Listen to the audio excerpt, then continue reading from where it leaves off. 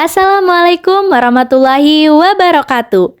Hai Sobat POK, kami dari kelompok 12 yang beranggotakan Salsabila Nura Alifah NIM 22, Nurul Aprilia NIM 24, dan Putri Hajar Masrohati dengan NIM 26. Di video kali ini kita akan membahas mengenai rancangan pekerjaan dan efisiensi kerja. Yuk, langsung simak aja videonya. Struktur organisasi merupakan kerangka formal yang membagi, mengelompokkan, dan mengkoordinasi tugas. Struktur organisasi menjabarkan tugas-tugas dan relasi antar tugas dalam sebuah organisasi. Paling mudah dipahami melalui bagan organisasi. Pembentukannya melibatkan pertimbangan berbagai faktor agar organisasi efisien. Misi dan strategi organisasi merupakan faktor utama perusahaan yang dinamis, butuh struktur fleksibel dan adaptif. Skala dan lingkungan organisasi juga berpengaruh.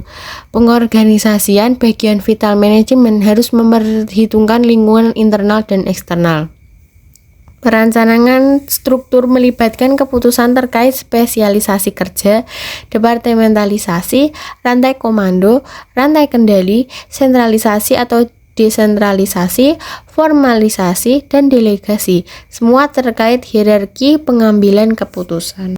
Yang pertama yaitu spesialisasi kerja. Spesialisasi kerja mengacu pada seberapa jauh pekerjaan dibagi menjadi tugas-tugas spesifik dalam suatu organisasi.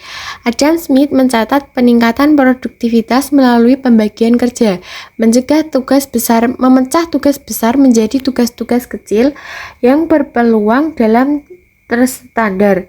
Spesialisasi dimulai dengan menentukan tugas dan penugasannya. Perusahaan kecil mungkin memiliki karyawan serba bisa, sementara perusahaan besar memerlukan pembagian tugas yang efisien. Spesialisasi yang muncul seiring pertumbuhan organisasi menawarkan keuntungan seperti kemudahan pembelajaran, efisiensi, dan penggantian karyawan yang cepat. Namun, spesialisasi yang berlebihan bisa menyebabkan kebosanan, ketidakpuasan, dan kehilangan rasa bangga. Manajer perlu menyeimbangkan pro dan kontra. Spesialisasi ekstrem dapat mengakibatkan kelelahan, stres, absensi, penurunan kualitas kerja, dan perputaran karyawan tinggi, sehingga perlu perluasan lingkungan tugas.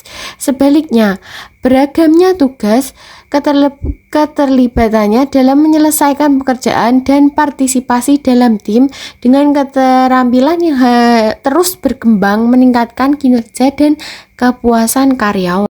Yang kedua yaitu departementalisasi. Setelah spesialisasi kerja, pekerjaan dikelompokkan menjadi unit-unit atau departementalisasi. Departementalisasi membantu manajer mengelompokkan pekerjaan, meningkatkan kendali dan koordinasi, serta mempermudah pengawasan dari manajemen puncak. Ini juga memungkinkan pengoperasian departemen sebagai pusat laba unit terpisah yang bertanggung jawab atas biaya dan keuntungannya sendiri. Departementalisasi bukan sembarangan. Pengelompokan logis didasarkan pada fungsi, produk, proses, pelanggan, atau geografi. Yang ketiga yaitu rantai komando. Rantai komando adalah jalur wewenang yang jelas dari puncak hingga ke bawah organisasi, menunjukkan garis pelaporan. Ini menjawab pertanyaan karyawan terkait pelaporan dan tanggung jawab. Konsep ini terkait erat dengan wewenang, tanggung jawab, dan kesatuan komando. Manajer memiliki wewenang untuk memberikan instruksi dan tugas, sementara staf bertanggung jawab untuk melaksanakan dan melaporkan hanya kepada satu manajer atau kesatuan komando, memudahkan koordinasi dan pengambilan keputusan. Yang selanjutnya nomor 4, rentang kendali. Rentang kendali menunjukkan berapa banyak karyawan yang dapat dikelola oleh seorang manajer secara efektif dan efisien. Dalam struktur organisasi datar, rentang kendali biasanya lebih lebar. Sedangkan dalam struktur organisasi tinggi, rentang kendali cenderung lebih sempit. Kemampuan karyawan dan keterampilan manajerial supervisor memengaruhi lebar sempitnya rentang kendali. Demikian pula dengan kesamaan dan kesederhanaan tugas-tugas maupun tingkat keterkaitan di antara tugas-tugas tersebut. Apabila karyawan diberikan lebih banyak wewenang pengambilan keputusan, maka pekerjaan yang harus dilakukan oleh supervisor mereka akan berkurang, sehingga dapat memiliki rentang kendali yang lebih luas. Demikian pula, ketika beberapa karyawan melakukan beberapa tugas sederhana yang serupa atau sejumlah tugas yang saling terikat, maka rentang kendali yang luas pun menjadi lebih memungkinkan dan bahkan sangat dianjurkan. Sebaliknya, ketika pekerjaan sangat terdiversifikasi atau rentan terhadap perubahan, maka rentang kendali yang sempit lebih dipilih. Rentang kendali menjadi penting karena menentukan jumlah tingkatan dan manajer yang harus dimiliki organisasi.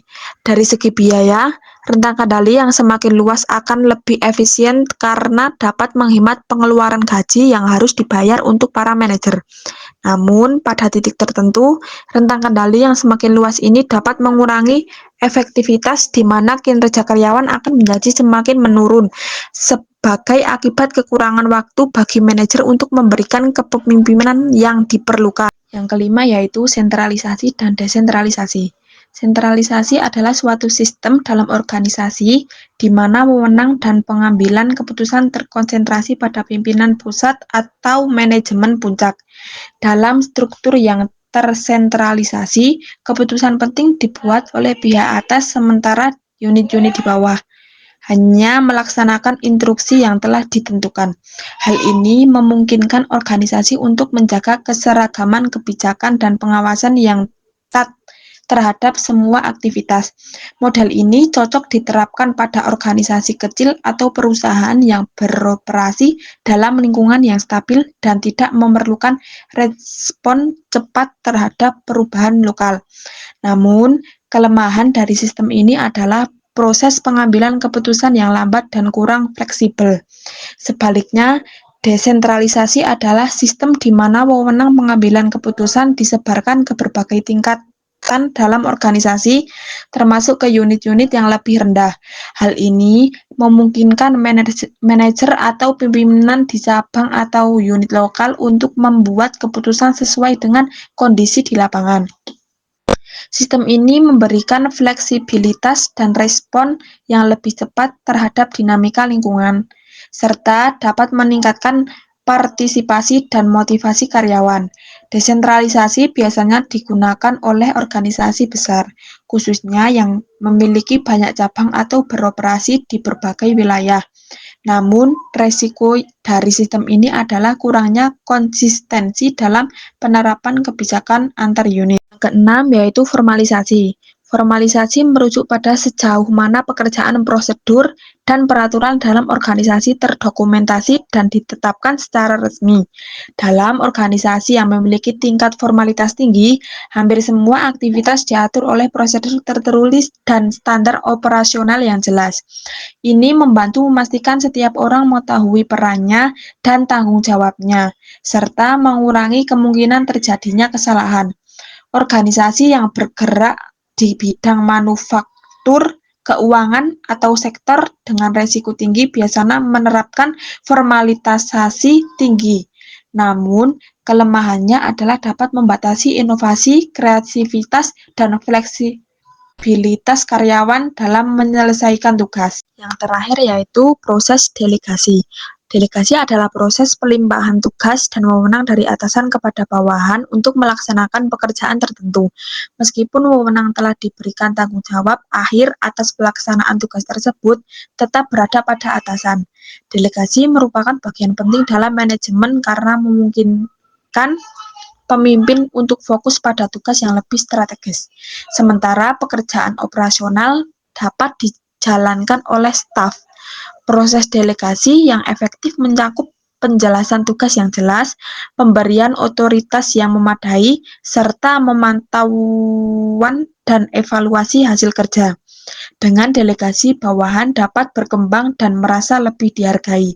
Namun, jika tidak dilakukan dengan tepat, dapat menyebabkan kebingungan atau pekerjaan yang tidak efektif. Kesimpulannya, rancangan pekerjaan dan efisiensi kerja sangat berpengaruh pada struktur organisasi yang dibangun secara sistematis dan disesuaikan dengan misi, strategi, serta lingkungan organisasi. Secara keseluruhan, rancangan organisasi yang tepat akan menghasilkan efisiensi kerja yang lebih tinggi, produktivitas yang meningkat, serta kepuasan kerja yang lebih baik bagi karyawan. Sekian penjelasan mengenai rancangan pekerjaan dan efisiensi kerja dari kelompok 12. Terima kasih sudah menonton. Wassalamualaikum warahmatullahi wabarakatuh.